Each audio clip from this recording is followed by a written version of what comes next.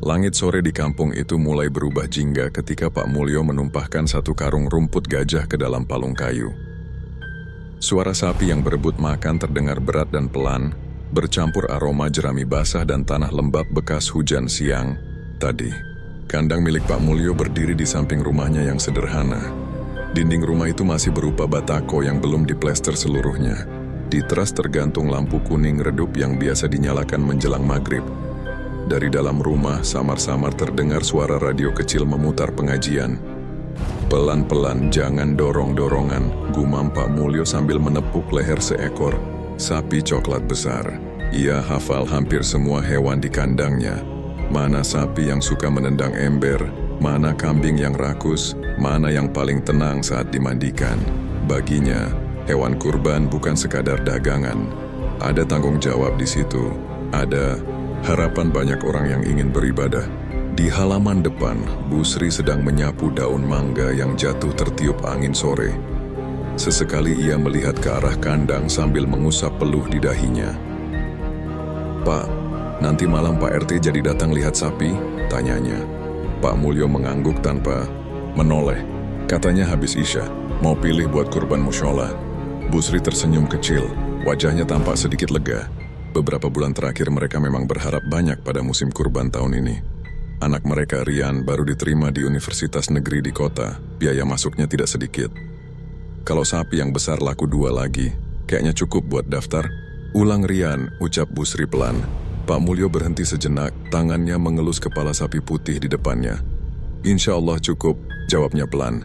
Meski terdengar tenang, sebenarnya ia juga memikirkan hal yang sama. Hampir setiap malam harga pakan naik, ongkos kirim naik. Belum lagi beberapa sapi dibeli dengan sistem utang ke peternak daerah Garut. Tapi Pak Mulyo bukan tipe orang yang suka mengeluh keras-keras. Di kampung itu ia dikenal sabar dan tidak banyak bicara. Menjelang maghrib, suara azan mulai menggema dari musyola ujung gang. Anak-anak kecil berlarian membawa sarung sambil bercanda.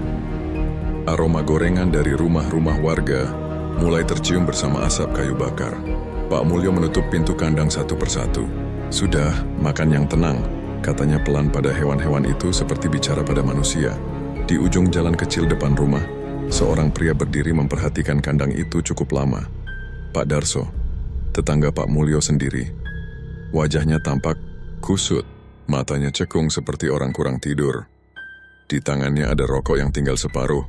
"Banyak juga sapi tahun ini, Pak," katanya akhirnya sambil mendekat. Pak Mulyo tersenyum ramah. "Lumayan, Pak, rezeki Idul Adha." Pak Darso mengangguk pelan, tetapi matanya terus memandang isi kandang. Ada sesuatu dalam tatapannya, sesuatu yang sulit dijelaskan. "Tahun kemarin saya cuma sanggup beli 5 ekor, lanjut Pak Mulyo mencoba mencairkan suasana.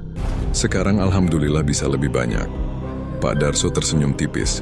"Iya, rezeki orang beda-beda." Nada suaranya terdengar aneh, datar, tidak seperti biasanya. Dulu, sebelum usaha ternaknya menurun, Pak Darso termasuk orang yang sering bercanda di pos ronda. Tapi beberapa bulan terakhir ia berubah pendiam, jarang ikut kumpul warga, bahkan sering menolak kalau diajak ngopi malam. "Dagangan jenengan gimana, Pak?" tanya Pak Mulyo hati-hati. "Begitulah," jawabannya singkat. Tidak lama kemudian Pak Darso pamit. Namun sebelum pergi, ia sempat menoleh lagi ke arah kandang. Lama sekali, Pak Mulyo memperhatikannya sampai pria itu menghilang di tikungan gang. Entah kenapa, dadanya terasa sedikit tidak nyaman. Malam turun perlahan, seperti biasa selepas sholat Isya, kampung mulai lebih sepi. Hanya suara televisi dari beberapa rumah dan obrolan bapak-bapak ronda yang masih terdengar samar. Di pos ronda dekat musyola, beberapa warga sedang minum kopi. "Punyanya Pak Mulyo sekarang paling banyak ya," kata seseorang. "Iya, hampir penuh kandangnya." Laris terus dia mah. Di sudut pos Pak RT mengangguk sambil menyeruput kopi hitam. Dia jujur soalnya, orang kampung percaya. Obrolan lalu berubah membahas harga kambing dan sapi yang naik menjelang Idul Adha. Namun di tengah obrolan itu seorang warga tiba-tiba berbisik pelan. "Kasihan juga si Darso. Kenapa? Utangnya banyak," katanya. Katanya sampai motor mau ditarik leasing. Beberapa orang langsung saling pandang. Pak Darso memang sedang sulit. 2 tahun terakhir dagangannya sepi. Banyak pembeli lebih memilih kandang Pak Mulyo karena hewannya dianggap lebih sehat. Semoga aja dia kuat, gumam Pak RT. Angin malam mulai bertiup lebih dingin.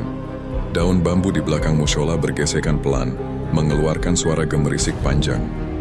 Di rumahnya Pak Mulyo sedang menghitung catatan penjualan sambil ditemani. Bu Sri, tinggal laku 6 sapi lagi kita aman, kata Bu Sri pelan. Pak Mulyo mengangguk sambil memijat dahinya yang pegal. Tiba-tiba terdengar suara sapi mengembik keras dari kandang. Sekali, lalu hening, Pak Mulyo mengangkat kepala. Dengar nggak? Bu Sri ikut diam. Beberapa detik kemudian suara itu terdengar lagi. Kali ini lebih panjang, seperti hewan ketakutan. Pak Mulyo berdiri dan mengambil senter. Mau kemana, Pak? Lihat kandang sebentar. Saat pintu rumah dibuka, udara malam terasa lebih dingin dari biasanya. Aneh sekali. Padahal, siang tadi cuaca cukup panas. Pak Mulyo melangkah perlahan menuju kandang. Cahaya senter menyapu tanah becek di halaman. Suara jangkrik yang biasanya ramai malam itu entah kenapa hampir tidak terdengar. Sunyi, terlalu sunyi. Ketika sampai di depan kandang, sapi-sapi itu terlihat berdiri diam, tidak tidur, tidak makan. Mereka hanya memandang ke satu arah yang sama, ke sudut belakang kandang yang gelap. Pak Mulyo mengernyit.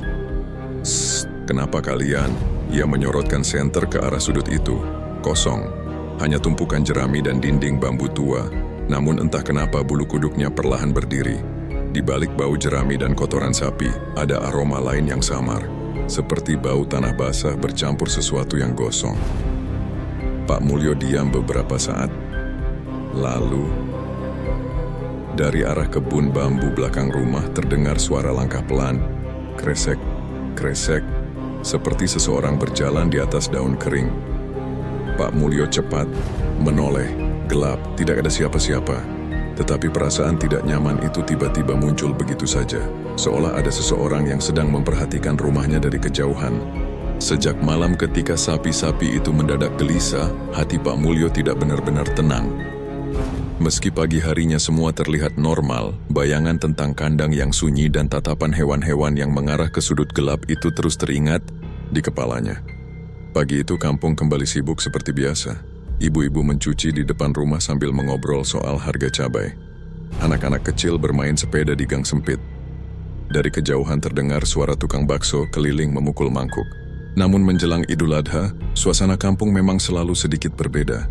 Banyak warga mulai datang melihat-lihat sapi kurban. Beberapa membawa anak-anak mereka ke kandang Pak Mulyo. Yang ini besar banget, Pak. Kalau buat 7 orang cukup enggak? Pak Mulyo melayani satu persatu dengan sabar. Ia menjelaskan usia sapi, beratnya, juga cara merawat hewan agar tetap sehat sampai hari penyembelihan. Di dekat kandang, Rian membantu mencatat pesanan sambil sesekali menyiram lantai yang kotor. Pak RT jadi ambil 2 sapi, katanya semangat. Pak Mulyo tersenyum kecil. Alhamdulillah. Tetapi senyum itu tidak bertahan lama. Saat ia sedang memasangkan tali pada seekor kambing, matanya tidak sengaja melihat seseorang berdiri di balik pohon mangga depan rumah. Pak Darso. Lagi-lagi pria itu hanya berdiri diam memperhatikan kandang. Matanya terlihat sayu, wajahnya semakin kurus dibanding beberapa bulan lalu. Pak Darso, sapa Pak Mulyo. Pria itu seperti baru tersadar. Oh, iya. Mari masuk dulu. Pak Darso menggeleng pelan. Gak usah. Angin siang berembus pelan melewati jalan kecil kampung. Debu tipis beterbangan di sekitar sandal lusuh Pak Darso. Beberapa detik suasana menjadi canggung. Pak Mulyo sebenarnya ingin mengajak bicara lebih banyak, tetapi ia bingung harus mulai dari mana. Dulu mereka cukup dekat, bahkan pernah sama-sama merintis usaha ternak kecil dari 2 ekor kambing. Kalau ada warga hajatan, mereka sering duduk semalaman menjaga kandang sambil minum kopi. Tapi sekarang semuanya terasa berbeda. Dagangan jenengan gimana, Pak? Tanya Pak Mulyo hati-hati. Pak Darso tertawa kecil, hambar. Sepi. Jawabannya singkat sekali. Sabar aja, Pak. Rezeki mah nggak kemana. Pak Darso diam beberapa saat sebelum akhirnya berkata pelan. Kadang orang capek sabar terus. Kalimat itu membuat Pak Mulyo sedikit terdiam. Belum sempat ia menjawab, Pak Darso sudah pamit dan berjalan pergi. Langkahnya pelan, sedikit menyeret sandal. Pak Mulyo memperhatikan punggung tetangganya itu sampai hilang di tikungan gang. Entah kenapa ada rasa kasihan yang muncul di dadanya. Sore harinya, selepas asyar langit mendung gelap, Rian sedang membantu mengangkat rumput ketika Bu Sri keluar dari rumah dengan wajah khawatir. "Tadi Bu Narti datang," katanya pelan. "Siapa?" "Istrinya Pak Darso." Pak Mulyo berhenti bekerja. "Kenapa?" Bu Sri mendekat sedikit memastikan Rian tidak mendengar. "Katanya Pak Darso sekarang sering keluar malam. Mungkin cari pembeli." Bu Sri menggeleng pelan. "Bukan itu." Wajahnya tampak ragu untuk melanjutkan. Bu Narti bilang, suaminya sekarang sering ngomong sendiri di kandang. Pak Mulyo mengernyit. "Ngomong sendiri?" "Iya. Kadang tengah malam dia bangun, terus duduk di kandang sampai subuh. Angin sore bertiup lebih dingin. Daun-daun pisang di belakang rumah bergoyang pelan." Bu Narti juga bilang sekarang rumahnya sering bau kemenyan. Pak Mulyo tidak langsung menjawab. Ia mencoba berpikir biasa saja. Di kampung mereka memang masih banyak orang yang percaya hal-hal mistis. Kadang sedikit kejadian aneh langsung dikaitkan dengan ilmu hitam. Namun entah kenapa malam sebelumnya kembali teringat di kepalanya. Tatapan sapi-sapi itu, sudut kandang yang gelap, dan suara langkah di kebun bambu. Malam Jumat Kliwon datang bersama hujan gerimis. Selepas Isya, jalan kampung mulai sepi lebih cepat dari biasanya. Banyak warga memilih di dalam rumah karena udara dingin menusuk. Pak Mulyo duduk di ruang tamu sambil memperbaiki catatan penjualan. Sesekali terdengar suara hujan menetes dari talang seng. Tiba-tiba listrik mati. Seluruh rumah langsung gelap. "Yah, mati lagi," keluh Bu Sri dari dapur. Rian segera mencari lilin. Di luar rumah, kampung berubah sunyi. Hanya suara hujan tipis dan gesekan daun bambu tertiup angin. Pak Mulyo berdiri, lalu membuka sedikit pintu depan. Gelap, lampu jalan ikut padam. Tetapi di kejauhan, ada satu titik cahaya kecil berwarna kemerahan. Dari arah rumah Pak Darso, Pak Mulyo memicingkan mata. Cahaya itu naik turun perlahan seperti api lilin atau bara dupa. Entah kenapa dadanya mendadak terasa tidak nyaman. Tak lama kemudian terdengar suara anjing melolong panjang dari ujung kampung. Suara itu disusul anjing lain, sahut menyahut. Rian yang berdiri di belakang ayahnya ikut merinding. "Pak, itu dari rumah Pak Darso ya?" Pak Mulyo tidak menjawab. Ia masih memperhatikan cahaya merah kecil itu. Lalu samar-samar dari arah rumah tetangganya tersebut terlihat asap tipis membubung ke udara. Asap kemenyan. Bau harumnya bahkan terbawa angin sampai ke depan rumah Pak Mulyo. Bu Sri langsung membaca, "Istighfar pelan. Sudah tutup pintunya, Pak." Pak Mulyo menurut. Tetapi malam itu ia sulit memejamkan mata. Sekitar pukul 1 dini hari Pak Mulyo terbangun. Awalnya ia mengira karena suara hujan. Namun ternyata bukan. Ada suara lain. Kresek, kresek. Seperti sesuatu bergerak di dekat kandang. Pak Mulyo duduk perlahan di ranjang. Di sampingnya Bu Sri masih tertidur. Suara itu terdengar lagi. Kali ini diikuti embikan kambing pendek. Pak Mulyo mengambil senter lalu keluar rumah. Udara malam terasa lembab dan dingin. Bau tanah basah sangat kuat setelah hujan reda. Begitu mendekati kandang, langkahnya melambat. Sapi-sapi di dalam terlihat gelisah. Beberapa menggesekkan kaki ke tanah. Seekor kambing bahkan terus menabrakkan kepala ke pagar bambu seperti ketakutan. "Tenang, tenang." Pak Mulyo menyorotkan senter ke sekitar kandang. Kosong. Namun tiba-tiba cahaya senternya menangkap sesuatu di tanah dekat pagar belakang. Jejak kaki, bukan jejak sandal biasa. Tanah becek itu memperlihatkan bekas seperti telapak kaki tanpa alas, panjang dan kurus. Jejak itu mengarah ke kebun bambu belakang rumah. Bulu kuduk Pak Mulyo langsung berdiri. Perlahan ia menyorotkan senter mengikuti arah jejak tersebut. Gelap. Hanya batang-batang bambu yang bergoyang tertiup angin malam. Tetapi beberapa detik kemudian, ia seperti melihat seseorang berdiri di antara rumpun bambu. Tinggi, diam, tidak bergerak. Pak Mulyo menahan napas. Sorot senternya sedikit gemetar. Siapa? Tidak ada jawaban. Sosok itu tetap diam. Lalu angin bertiup lebih kencang. Daun-daun bambu bergesekan menimbulkan suara berisik panjang. Dan ketika cahaya senter bergerak, sedikit, sosok itu hilang. Pak Mulyo cepat melangkah maju beberapa langkah. Kosong, tidak ada siapa-siapa. Hanya gelap kebun bambu dan suara tetesan air dari daun. Namun tiba-tiba dari arah rumah Pak Darso, samar-samar terdengar suara seperti orang sedang berbisik pelan. Pak Mulyo tidak bisa mendengar jelas kata-katanya, tetapi entah kenapa suara itu membuat dadanya terasa sesak. Ia mundur perlahan kembali ke rumah. Malam terasa semakin dingin, dan untuk pertama kalinya sejak bertahun-tahun tinggal di kampung, Pak Mulyo mulai merasa ada sesuatu yang tidak beres sedang tumbuh di sekitar mereka. Sejak melihat sosok samar di kebun bambu malam itu, tidur Pak Mulyo tidak pernah benar-benar nyenyak.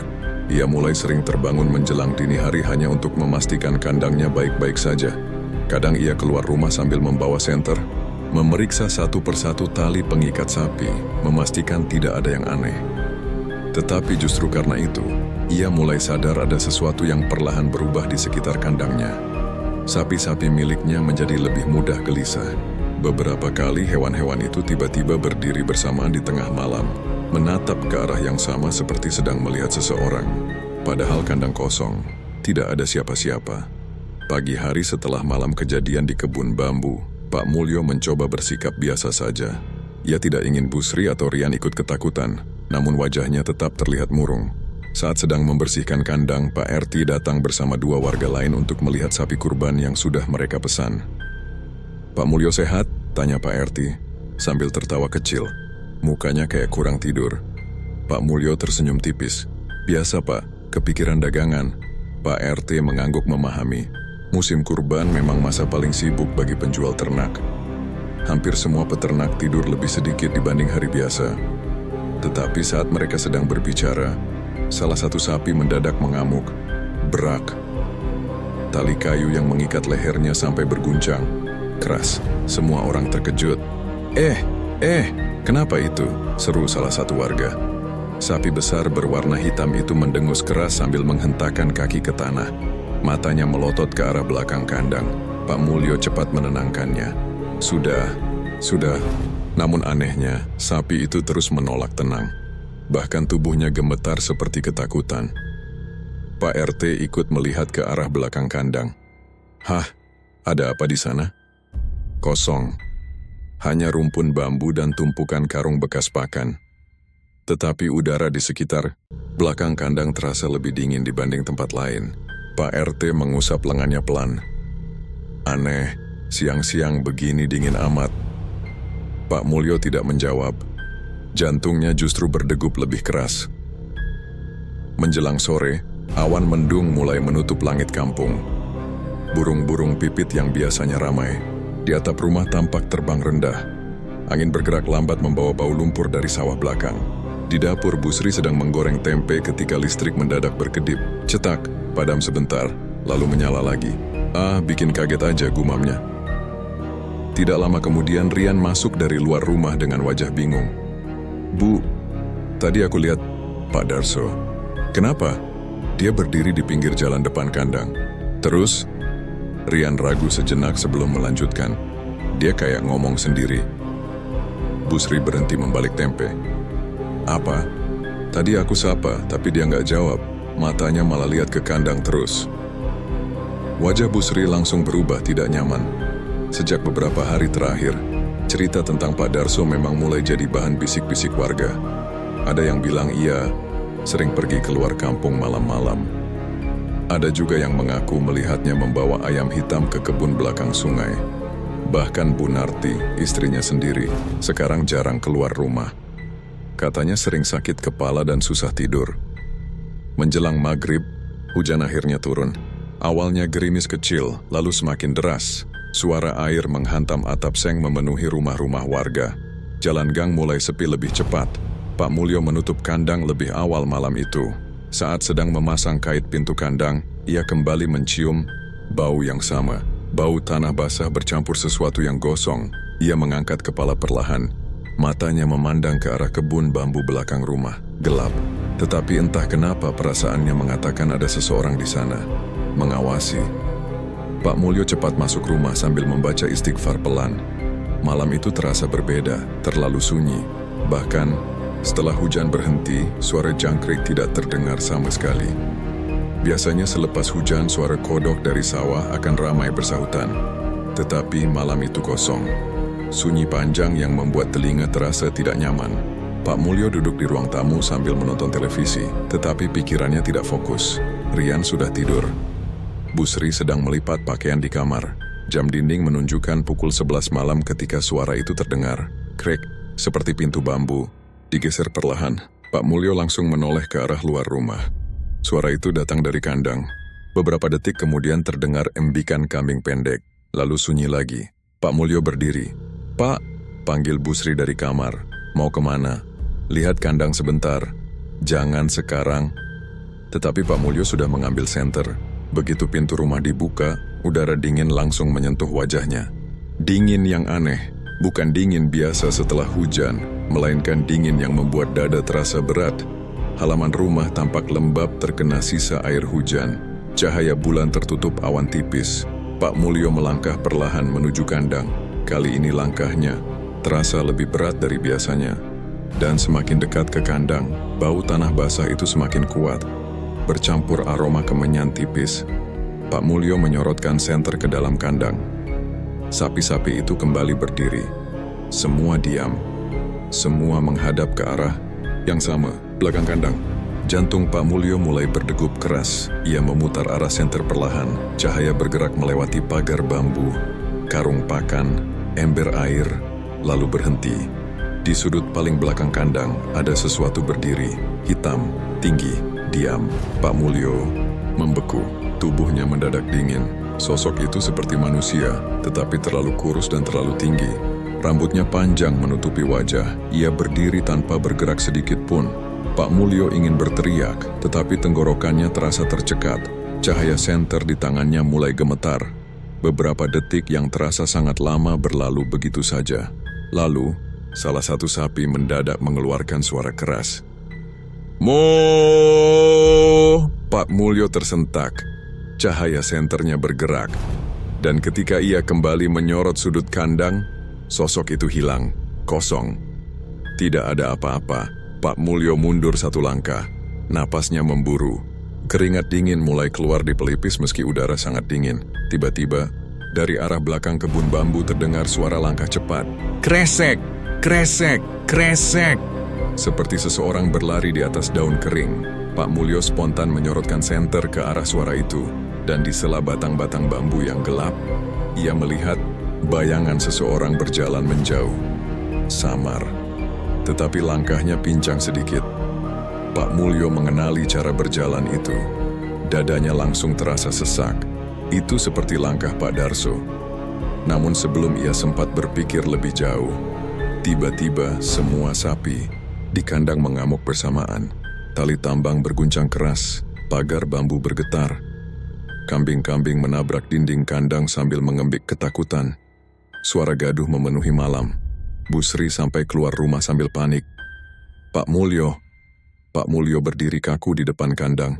Wajahnya pucat, matanya masih menatap ke arah kebun bambu yang kini kembali gelap dan sunyi.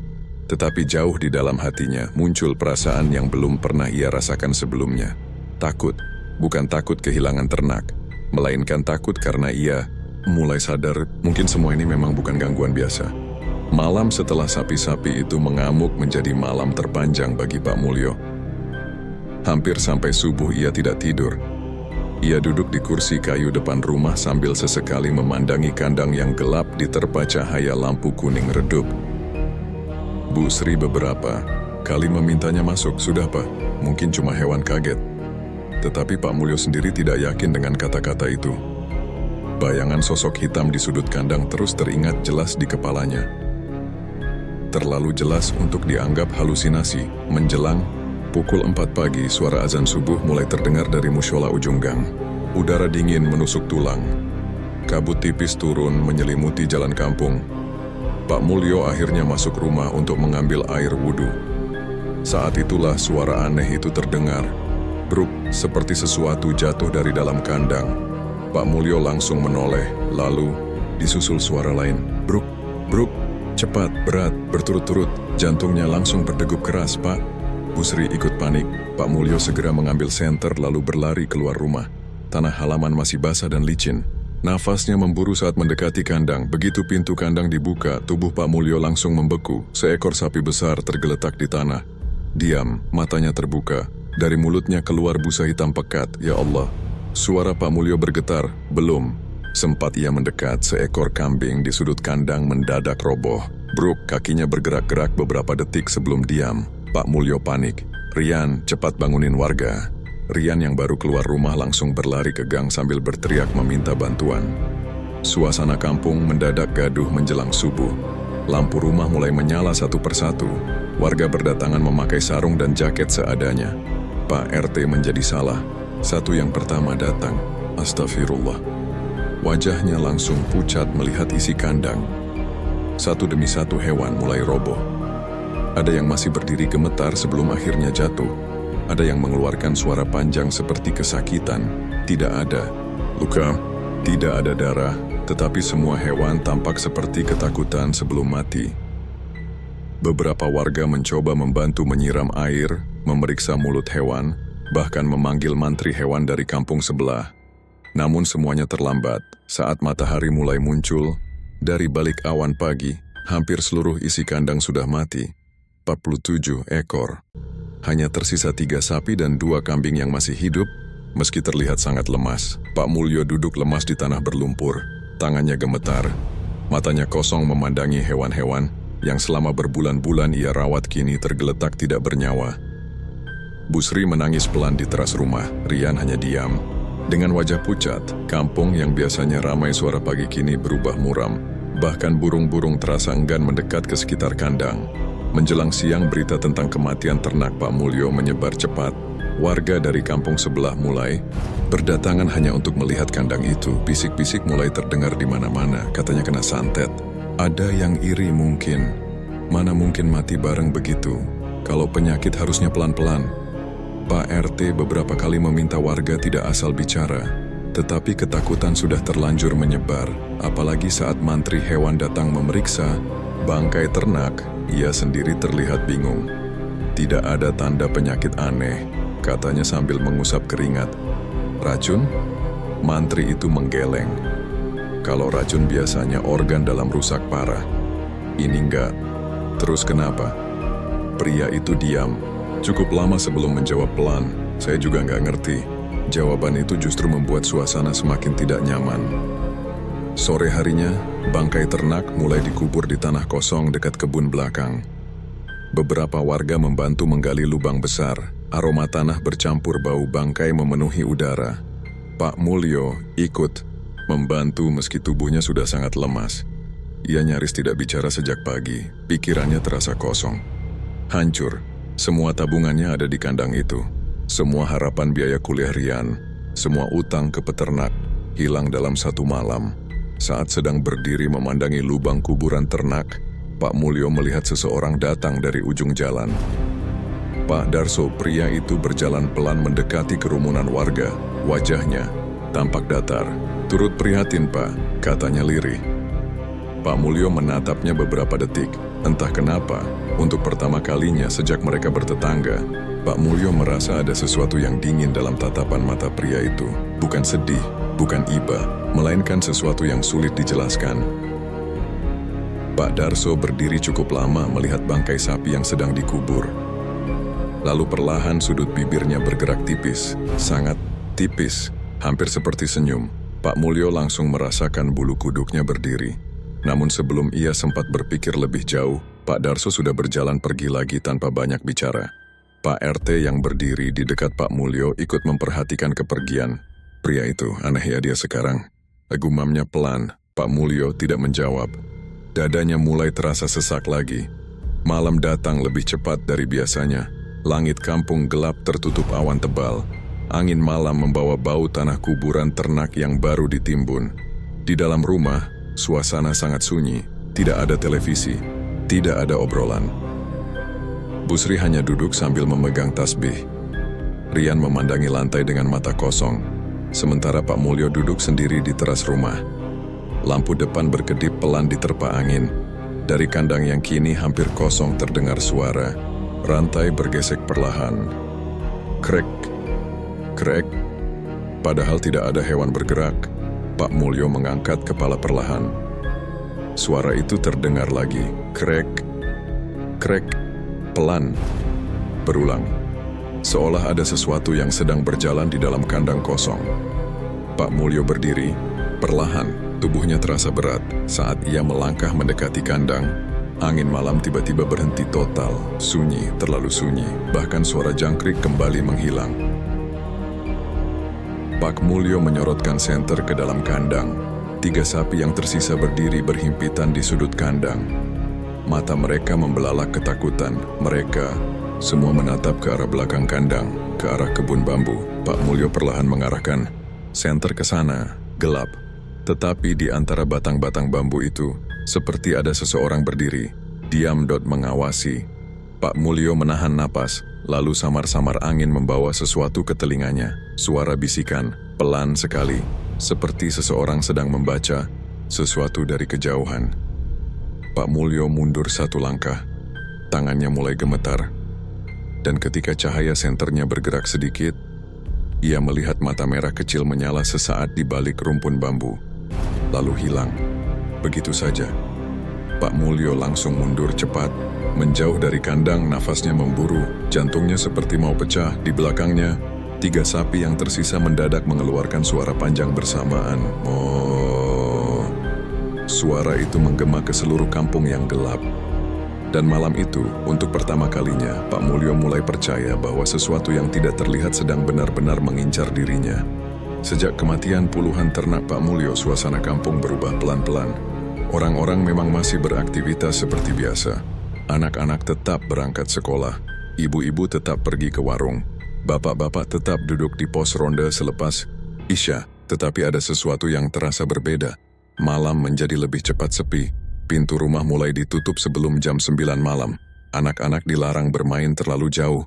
Bahkan beberapa warga mulai menaruh sapu lidi atau gunting kecil di depan pintu rumah karena percaya bisa menangkal gangguan gaib. Bisik-bisik tentang kandang Pak Mulyo terus menyebar. Katanya ada yang lihat bayangan hitam. Saya dengar semalam suara sapi nangis. Jangan-jangan memang disantet. Obrolan seperti itu terdengar hampir di setiap sudut kampung. Pak Mulyo sendiri mulai jarang keluar rumah kecuali untuk mengurus 3 sapi dan 2 kambing yang masih tersisa. Wajahnya semakin pucat, matanya tampak cekung karena kurang tidur. Sudah 3 malam berturut-turut ia mengalami mimpi buruk. Dalam mimpinya, puluhan sapi mati berdiri mengelilinginya di tengah kabut. Mata mereka hitam kosong. Mulut mereka bergerak-gerak seperti ingin bicara, tetapi tidak ada suara yang keluar. Dan setiap kali Pak Mulyo terbangun, ia selalu mendengar suara rantai kandang bergesek, krek, krek, pelan, berulang. Seperti ada seseorang berjalan menyeret sesuatu di dekat kandang. Pagi itu udara terasa mendung sejak subuh. Pak Mulyo sedang membersihkan kandang ketika Pak RT datang membawa kopi panas. "Minum dulu, Pak." Pak Mulyo menerima gelas itu pelan. "Terima kasih." Pak RT duduk di bangku kayu sambil memandang kandang yang kini terasa jauh lebih kosong dibanding biasanya. "Warga masih banyak ngomong ya?" tanya Pak Mulyo lirih. Pak RT menghela napas. Namanya orang kampung. Beberapa detik mereka sama-sama diam. Lalu Pak RT mendekat sedikit. "Tapi saya juga merasa ada yang aneh." Pak Mulyo mengangkat kepala. "Maksudnya?" Pak RT menatap sekitar lebih dulu sebelum bicara pelan. 3 malam lalu saya ronda dekat musyola." Pak Mulyo mendengarkan serius. "Sekitar jam 1 malam saya lihat ada orang berdiri dekat kebun bambu belakang rumah jenengan." "Siapa?" "Nggak kelihatan jelas." Pak RT mengusap tengkuknya perlahan, tapi badannya tinggi, dan diam aja. Jantung Pak Mulyo langsung berdetak lebih cepat. "Itu yang saya lihat juga," katanya lirih. Pak RT langsung menoleh cepat. "Jenengan lihat?" Pak Mulyo mengangguk pelan. Ia akhirnya menceritakan semuanya. Tentang sosok di sudut kandang, tentang langkah kaki malam-malam, dan tentang mata merah yang sempat ia lihat di balik bambu. Wajah Pak RT berubah semakin serius. "Kalau begini nggak bisa dibiarkan." "Menurut Pak RT gimana?" Pak RT terdiam cukup lama sebelum menjawab pelan. "Mungkin jenengan perlu minta bantuan orang pintar." Pak Mulyo langsung paham maksudnya. Di kampung sebelah memang ada seorang kiai sepuh yang sering dimintai tolong warga jika terjadi hal-hal aneh. Namun Pak Mulyo masih ragu. Ia bukan orang yang suka mengaitkan semua masalah dengan hal gaib. Selama ini ia lebih percaya kerja keras dan doa biasa. Tetapi setelah apa yang terjadi di kandangnya, keraguan itu mulai goyah. Menjelang sore, hujan turun rintik-rintik. Kabut tipis mulai terlihat di sekitar kebun belakang rumah. Rian baru pulang dari warung ketika wajahnya mendadak pucat. "Pak, ada apa?" "Tadi aku lihat Pak Darso." Pak Mulyo yang sedang memperbaiki pagar kandang langsung menoleh. "Kenapa?" "Dia berdiri depan rumahnya." "Terus?" Rian menelan ludah. "Dia lagi lihat ke sini, tapi senyum sendiri." Pak Mulyo diam. Rian bukan anak yang suka mengarang cerita. Kalau wajahnya sampai sepucat itu, berarti memang ada sesuatu yang membuatnya takut. "Mungkin cuma lewat," kata Pak Mulyo mencoba menenangkan. "Tapi waktu aku lewat," suara Rian mengecil. Dia ngomong sesuatu. "Apa?" Rian terlihat ragu. Katanya, "Belum selesai." Angin sore mendadak bertiup lebih dingin. Pak Mulyo perlahan menggenggam palu di tangannya lebih erat. Malam harinya listrik kembali padam. Seluruh kampung gelap gulita. Hanya cahaya lilin dari beberapa rumah yang terlihat samar dari kejauhan. Bu Sri terlihat semakin gelisah. "Aku nggak suka suasana begini, Pak." Pak Mulyo sebenarnya juga merasa sama. Sejak kandangnya terkena musibah, rumah mereka terasa berbeda. Lebih dingin, lebih sunyi. Kadang tengah malam terdengar suara langkah di atap rumah. Kadang ada suara ketukan pelan dari belakang dapur. Namun ketika diperiksa tidak ada apa-apa. Sekitar pukul 11 malam, suara embikan kambing mendadak terdengar keras. "Bek!" disusul suara sapi mengamuk. "Brak, brak!" Pak Mulyo langsung berdiri. "Jangan keluar sendiri!" kata Bu Sri panik. Tetapi Pak Mulyo sudah mengambil senter. Begitu pintu rumah dibuka, hawa dingin langsung menyergap tubuhnya. Udara malam terasa berat dan lembab. Pak Mulyo berjalan cepat menuju kandang.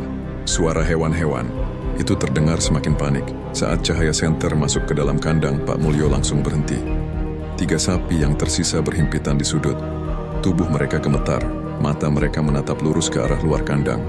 Pak Mulyo perlahan mengikuti arah tatapan itu ke halaman rumah, ke dekat pohon mangga tua, dan di sana ada seseorang berdiri. Pak Mulyo membeku. Sosok itu tinggi dan kurus. Pakaiannya hitam panjang, rambutnya menutupi wajah, diam, tidak bergerak sedikit pun. Pak Mulyo menyorotkan senter tepat ke arah sosok itu. Namun anehnya cahaya senter terasa redup ketika mengenai tubuhnya, seperti tertelan gelap. "Siapa?" Suara Pak Mulyo bergetar. Tidak ada jawaban. Angin mendadak bertiup kencang, daun-daun mangga bergoyang liar, dan dalam satu kedipan mata, sosok itu hilang. Begitu saja, Pak Mulyo langsung mundur beberapa langkah. Napasnya memburu. Lalu dari belakang kandang terdengar suara bisikan panjang. Samar, pelan, seperti banyak orang berbicara bersamaan. Pak Mulyo menoleh cepat, gelap. Tetapi di sela bambu belakang rumah, ia seperti melihat beberapa bayangan bergerak perlahan. Bukan satu, lebih dari satu. Tubuh Pak Mulyo langsung lemas. Tangannya gemetar hebat sampai senter hampir jatuh. Tiba-tiba salah satu sapi mengeluarkan suara panjang penuh ketakutan. "Mo." Lalu, dari arah rumah Pak Darso yang gelap terdengar suara tawa pelan. "Hehehe." Sangat lirih, hampir seperti bisikan. Namun cukup jelas membuat darah Pak Mulyo terasa dingin. Ia menoleh cepat ke arah suara itu. Dan sesaat di balik jendela rumah Pak Darso yang gelap, ia melihat seseorang berdiri memperhatikannya. Diam. Tidak bergerak. Meskipun jaraknya cukup jauh, Pak Mulyo yakin itu Pak Darso. Dan untuk pertama kalinya sejak semua kejadian ini dimulai, Pak Mulyo mulai merasa bahwa tetangganya sendiri mungkin memang menyimpan sesuatu yang jauh lebih gelap daripada sekadar rasa iri.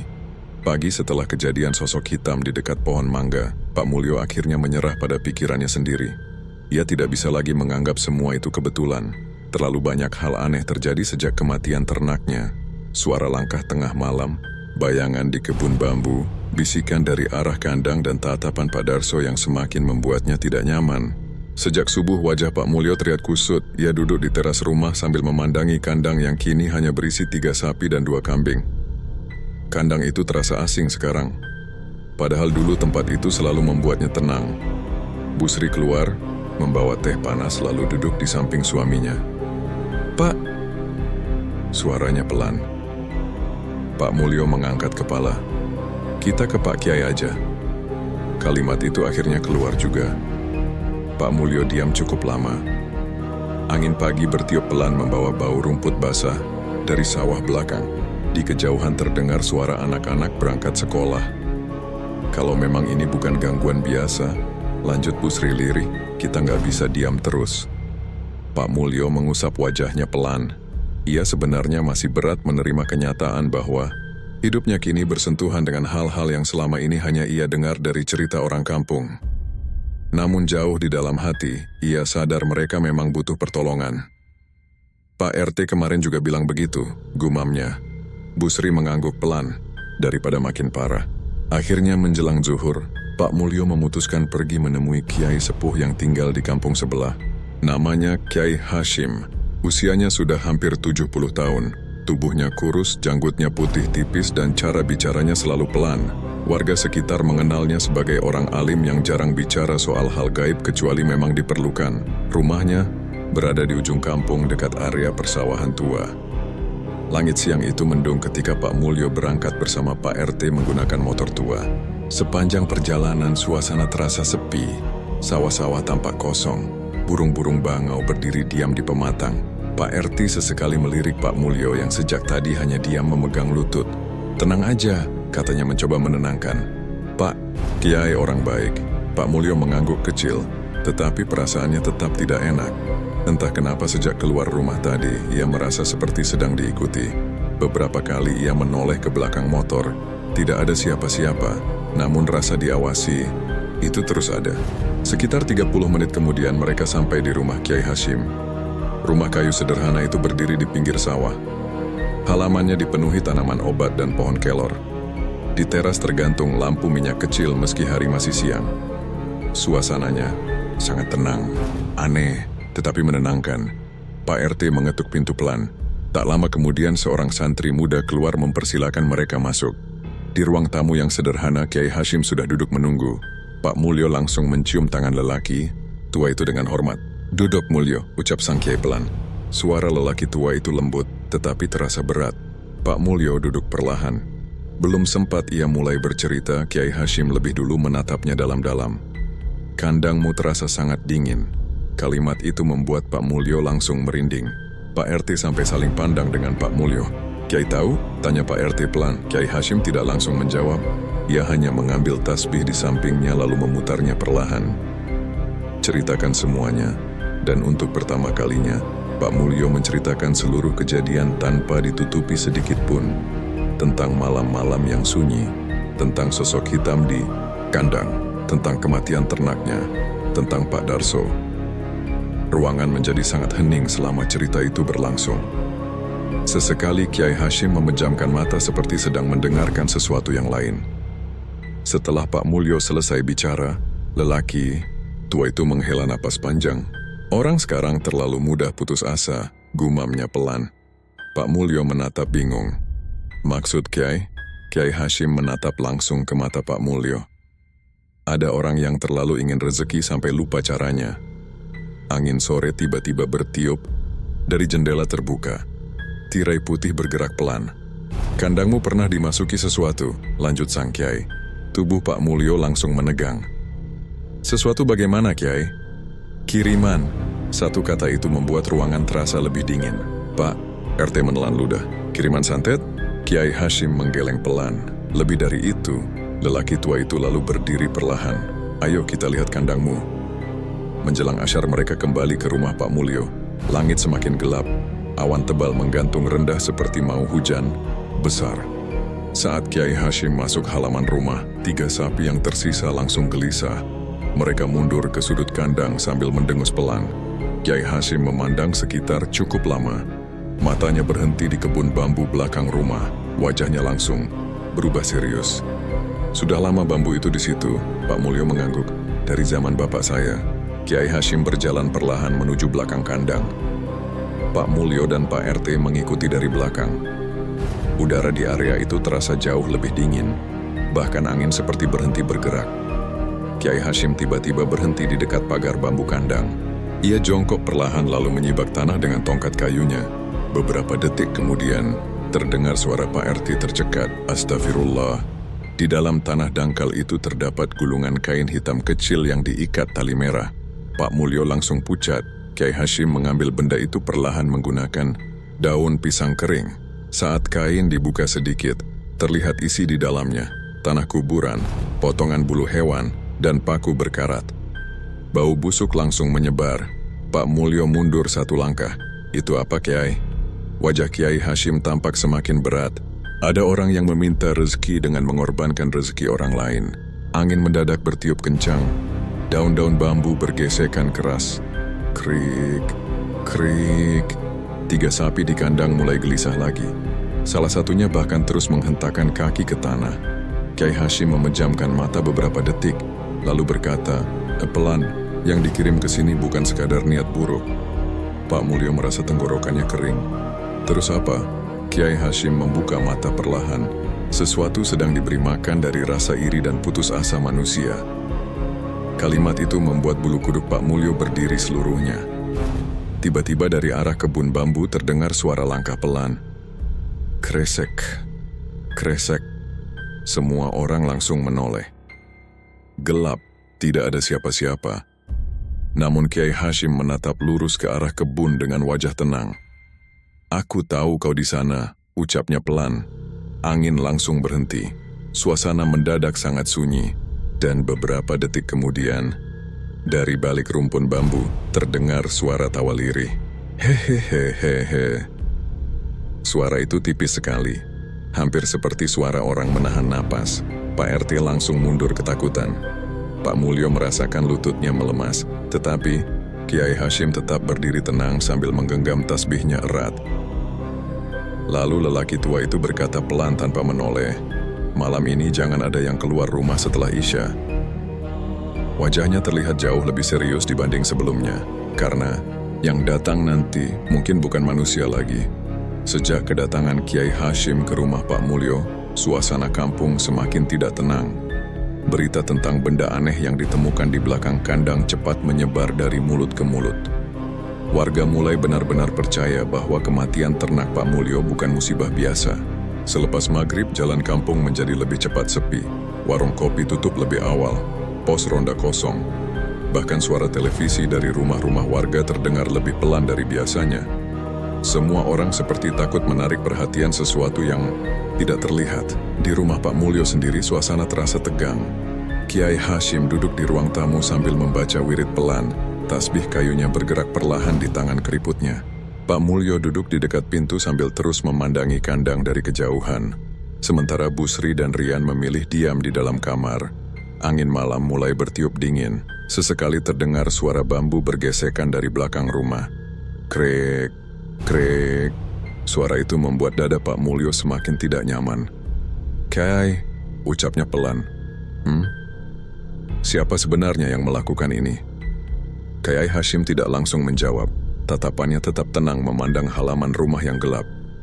"Kadang, manusia yang putus asa bisa lebih berbahaya daripada setan," katanya lirih. Pak Mulyo menunduk. Di dalam hatinya sebenarnya sudah ada satu nama yang terus muncul sejak beberapa hari terakhir, Pak Darso. Tetapi ia masih sulit percaya tetangganya sendiri tega melakukan hal seperti itu. Dulu mereka pernah sama-sama susah, pernah saling membantu, pernah makan satu piring saat dagangan sepi. Apakah rasa iri bisa mengubah seseorang sejauh itu? Malam semakin larut. Sekitar pukul 11, Kiai Hashim tiba-tiba membuka mata. Dia mulai bergerak. Pak Mulyo langsung menegang. "Maksud Kiai?" Kiai Hashim berdiri perlahan. "Jangan keluar rumah apapun yang terjadi." Belum sempat Pak Mulyo bertanya lagi. Tiba-tiba suara sapi dari kandang terdengar keras. "Mo!" Disusul suara kambing mengembik panik. "Brak! Brak!" Seperti ada sesuatu yang membuat hewan-hewan itu ketakutan lagi. Busri langsung keluar kamar sambil memeluk Rian. "Pak!" Kiai Hashim mengangkat tangan memberi isyarat agar mereka diam. Suasana mendadak terasa sangat dingin. Lampu rumah berkedip pelan. Cetak, cetak. Lalu, padam. Seluruh rumah gelap. Busri langsung membaca ayat kursi dengan suara gemetar. Di luar rumah terdengar suara langkah pelan. Kresek, kresek. Seperti seseorang berjalan mengelilingi rumah di atas tanah basah. Pak Mulyo menahan napas. Langkah itu berhenti tepat di depan pintu rumah. Sunyi. Lalu terdengar suara pelan. Tok, tok, tok. bukan ketukan keras, melainkan suara seperti kuku mengetuk kayu perlahan. Rian langsung memegang lengan ibunya erat. Pak Mulyo sendiri merasakan tengkuknya dingin. Namun Kiai Hashim tetap berdiri tenang di tengah ruangan gelap. Ia mulai membaca doa dengan suara rendah. Semakin lama bacaannya semakin keras. Dan bersamaan dengan itu suara ketukan di pintu mulai berubah. Tok, tok, tok. Lebih cepat, lebih keras. Seolah sesuatu di luar mulai marah. Angin dingin masuk lewat celah jendela. Bau tanah basah bercampur kemenyan mulai memenuhi rumah. Lalu tiba-tiba, terdengar suara tawa kecil dari luar. Hehehehe. Bu Sri langsung menangis pelan. Pak Mulyo menggenggam kursi erat sampai tangannya gemetar. Tetapi Kiai Hashim tetap melanjutkan bacaannya. Semakin keras, dan mendadak, brah! Sesuatu menghantam dinding belakang rumah. Rian sampai berteriak kaget. Suara sapi di kandang semakin mengamuk. Mo, mo. Kiai Hashim menoleh cepat ke arah belakang rumah. Matanya menyipit tajam. Dia mulai kehilangan kendali, gumamnya. Di saat yang sama, beberapa ratus meter dari rumah Pak Mulyo, Pak Darso sedang duduk sendirian di kandangnya yang gelap. Di depannya menyala bara kecil dalam tungku tanah. Asap kemenyan memenuhi ruangan sempit itu. Wajah Pak Darso tampak pucat dan berkeringat. Di hadapannya terdapat mangkuk berisi air hitam dan beberapa lembar daun kering. Tangannya gemetar. Sejak ritual terakhir yang ia lakukan beberapa malam lalu, hidupnya tidak lagi tenang. Awalnya semuanya memang berjalan sesuai keinginannya. Pembeli mulai datang, dagangan mulai laku. Orang-orang mulai melirik kandangnya. Tetapi sejak ternak Pak Mulyo mati, gangguan mulai muncul. Setiap malam Pak Darso mendengar suara sapi menangis di belakang rumahnya. Kadang ia melihat bayangan hitam berdiri di dekat sumur. Kadang pintu rumah terbuka sendiri menjelang subuh. Namun yang paling membuatnya takut adalah mimpi itu.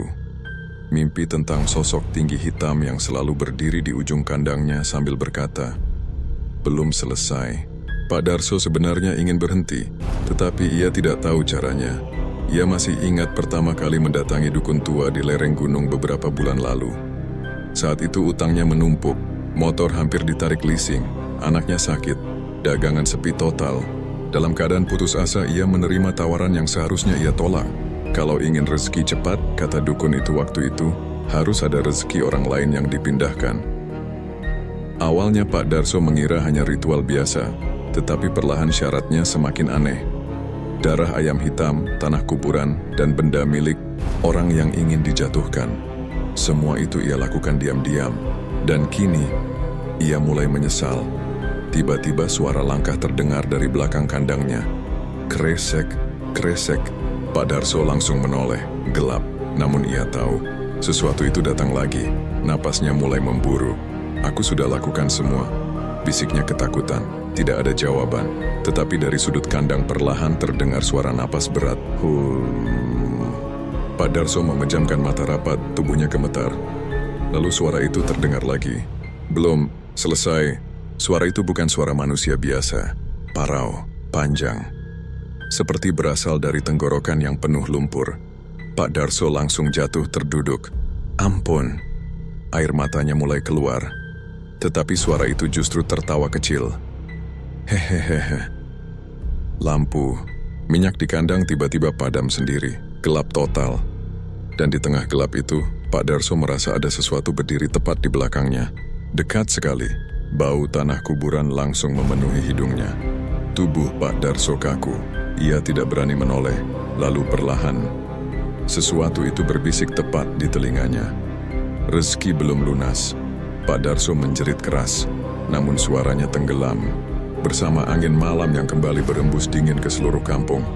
Jeritan Pak Darso malam itu terdengar samar sampai ke ujung gang. Beberapa warga yang masih terjaga langsung keluar rumah dan saling bertanya dari kejauhan. Itu suara siapa? Kayaknya dari rumah Darso. Namun tidak ada yang benar-benar berani mendekat.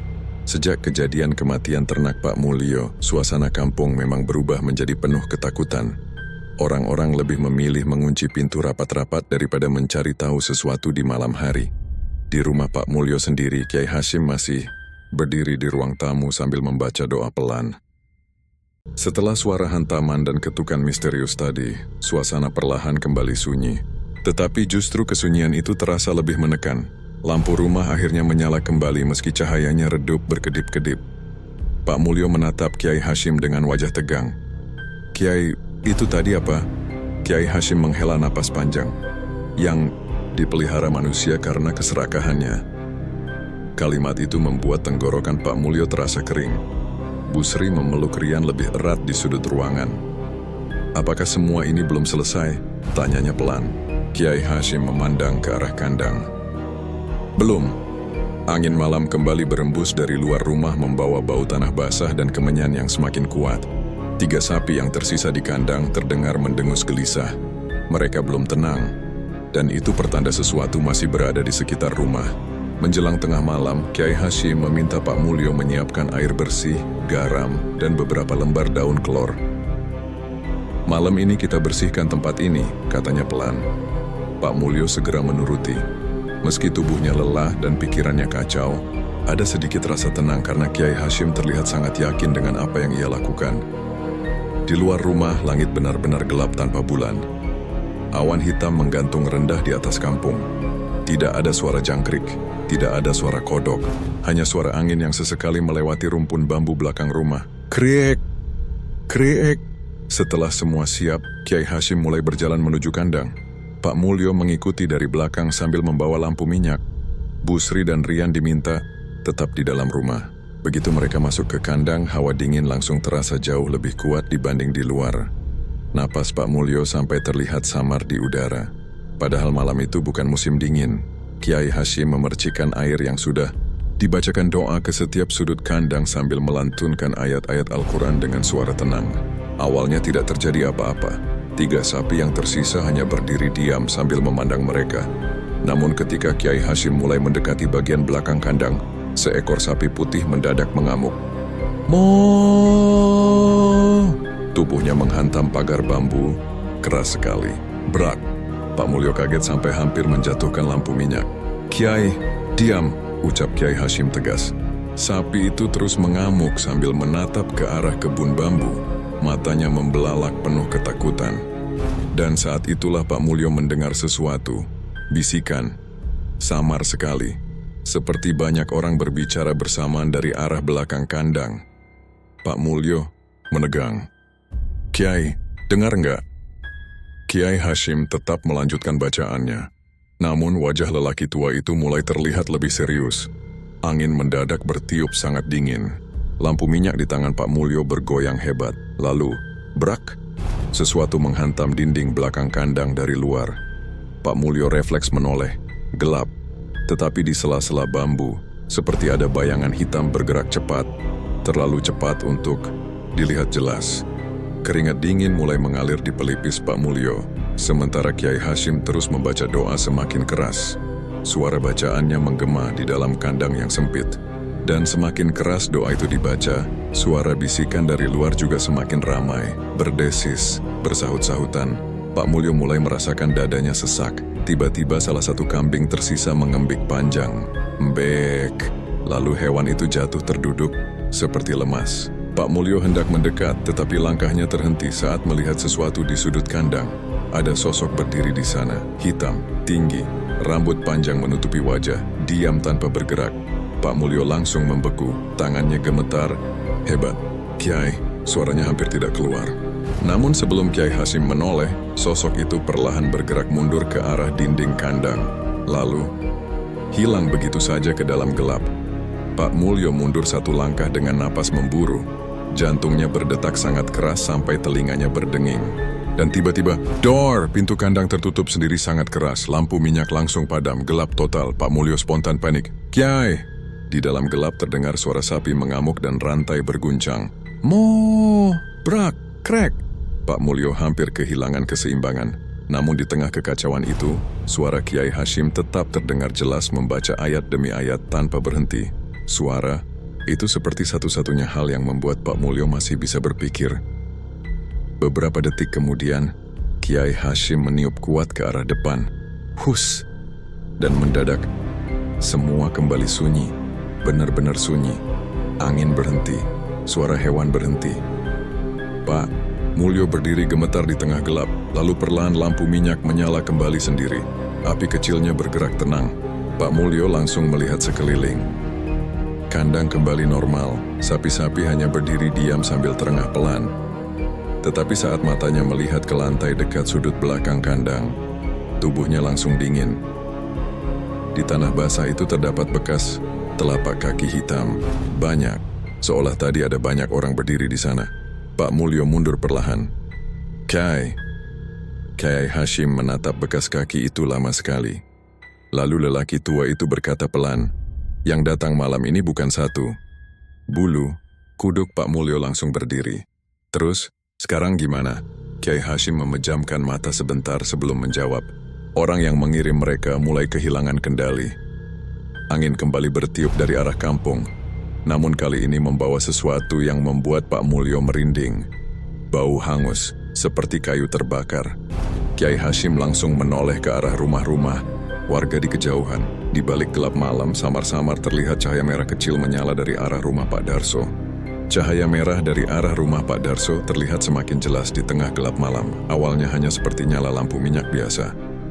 Namun beberapa detik kemudian, cahaya itu membesar. Merah, berkedip. Seperti kobaran api, Pak Mulyo langsung menatap Kyai Hashim. Kyai, itu rumah Pak Darso? Kyai Hashim mengangguk pelan, tetapi wajahnya tampak semakin berat. Angin malam mulai bertiup lebih kencang membawa bau hangus yang semakin tajam. Tidak lama kemudian terdengar suara orang berteriak dari kejauhan, kebakaran. Api! Api! Suara itu memecah kesunyian kampung. Lampu rumah warga mulai menyala satu persatu. Orang-orang berlarian keluar sambil membawa ember dan gayung seadanya. Pak Mulyo refleks ikut berlari keluar rumah bersama Pak RT yang baru datang dari ujung gang. Sementara Kyai Hashim berjalan lebih lambat di belakang mereka sambil terus membaca wirid pelan. Langit malam tampak merah samar ketika mereka mendekati rumah Pak Darso. Dan benar saja, kandang milik Pak Darso terbakar hebat. Api menjulang tinggi melahap atap bambu dan tumpukan jerami kering. Suara kayu patah terdengar bersahut-sahutan di tengah kepanikan warga. Prak, krak, asap hitam membubung ke udara. Namun ada sesuatu yang terasa aneh. Api itu terlalu besar, terlalu cepat membesar untuk ukuran kandang biasa. Padahal hujan baru turun sore tadi. Cepat ambil air. Buka pintunya. Beberapa warga mencoba mendekat, tetapi panas api terasa sangat menyengat sampai sulit didekati. Bahkan Pak RT yang membawa ember langsung mundur. Panas banget. Keringat mengalir deras di wajah warga-warga yang panik.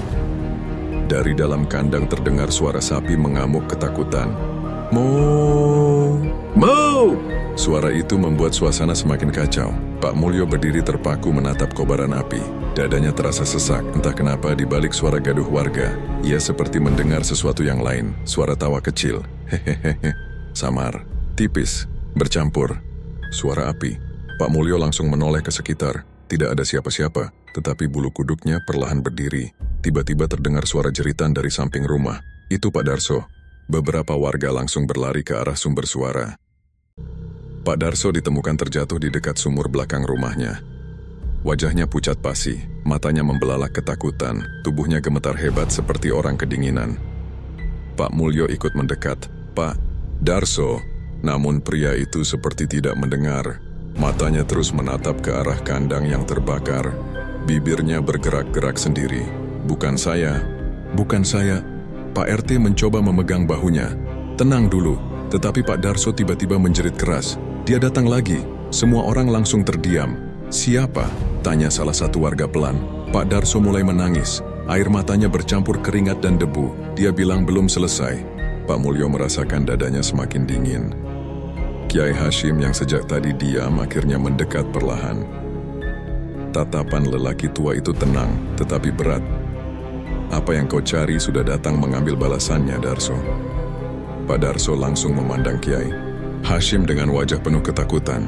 Aku cuma mau daganganku laku. Suaranya pecah. Aku cuma mau utangku lunas. Api di belakang mereka terus berkobar besar. Warga mulai kesulitan memadamkannya. Aneh sekali. Setiap disiram air, api justru seperti semakin membesar. Beberapa warga mulai membaca istighfar ketakutan. Pak Darso tiba-tiba mencengkeram lengan Kiai Hashim. "Aku nggak mau begini, Kiai. Aku nggak mau." Tubuhnya gemetar semakin hebat. "Aku cuman ikut kata orang pintar itu.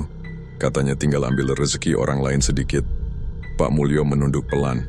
Dadanya terasa campur aduk, marah, sedih, tidak percaya. Ternyata semua dugaannya benar. Tetangganya sendiri memang yang mengirim semua itu. Tetapi melihat keadaan Pak Darso sekarang, kemarahan itu perlahan berubah menjadi rasa iba. Pak Darso bukan orang jahat sejak awal. Ia hanya terlalu putus asa, terlalu takut miskin. Dan ketakutan itu akhirnya menyeretnya ke jalan yang gelap. Tiba-tiba suara ledakan kecil terdengar dari kandang. Duarar. Api membesar semakin tinggi. Warga spontan mundur ketakutan. Langit malam kini benar-benar merah. Asap hitam bergerak pelan di udara seperti kabut tebal. Dan di tengah kobaran itu, beberapa warga bersumpah melihat bayangan hitam tinggi berdiri di dalam api, diam, tidak terbakar. Pak Mulyo sendiri sempat melihatnya sesaat, sosok tinggi dengan rambut panjang berdiri di tengah kobaran sambil menatap lurus ke arah Pak Darso.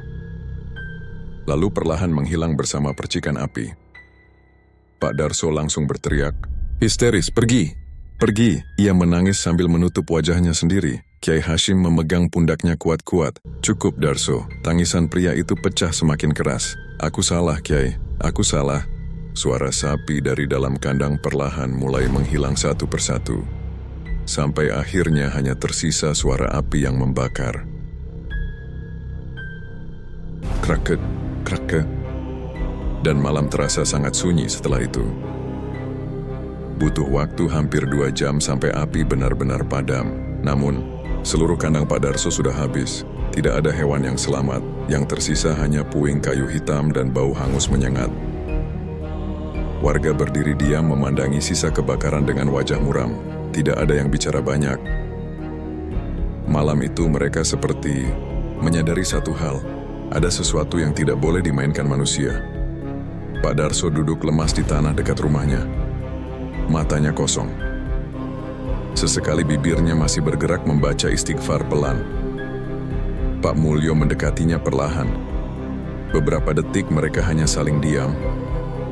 Lalu Pak Darso menundukkan kepala. "Maafkan saya." Suara itu sangat kecil, hampir tenggelam oleh suara kayu yang masih berasap. Pak Mulyo menarik napas panjang. Amarah yang sempat memenuhi dadanya perlahan terasa hilang. Yang tersisa hanya rasa lelah dan sedih. "Kenapa harus sampai begini, Pak?" Tanyanya lirih. Air mata Pak Darso jatuh lagi. "Aku takut miskin," jawabnya pelan. "Aku takut kehilangan semuanya." Pak Mulyo memejamkan mata sebentar. Di kampung kecil itu, ketakutan memang sering membuat manusia berubah. Kadang perlahan, kadang tanpa sadar, Kiai Hashim berjalan mendekati mereka. Tatapan lelaki tua itu memandang sisa kandang yang hangus. "Rezeki tidak pernah tertukar," katanya pelan. Tapi manusia sering terlalu takut mempercayainya. Angin malam kembali bertiup, melewati puing-puing hitam kandang. Kali ini tidak lagi terasa dingin, tidak ada lagi bau kemenyan, tidak ada lagi bisikan, hanya bau kayu terbakar dan suara daun bambu yang bergerak pelan di kejauhan. Dan untuk pertama kalinya setelah banyak malam, penuh ketakutan, kampung itu kembali terasa tenang.